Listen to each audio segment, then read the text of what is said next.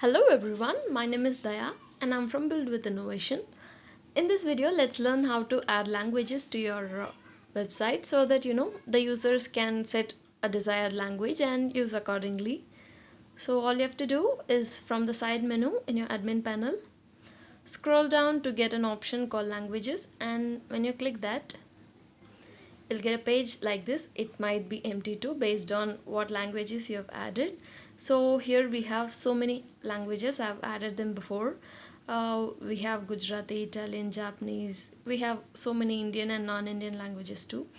So if you want to add a language which is not in the list, or you want to remove anything, you just click the add language button at the bottom of the page, and then you'll get a page like this where you have all the available languages, and from here you can either select or deselect the desired languages.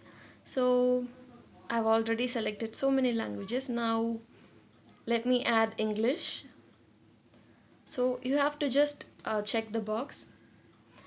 There isn't any specific save button or nothing, anything. If you just check or uncheck the box, it'll be saved automatically. So as you can see, language has been saved. And yeah, so once you finished, get back, and here we have the English which we have added right now. And you can also reorder the languages based on the preferences. So reorder option is there pretty much everywhere.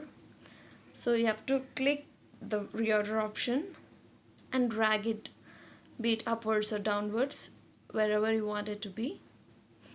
So if you just click and drag, it'll be moved. Same goes with every other languages. You have to just click and drag.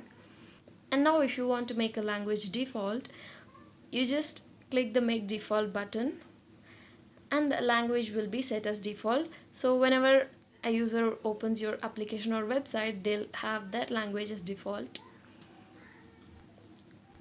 So yeah, that's pretty much about the languages. You can just add as many languages as you want from the list. And yeah, thank you.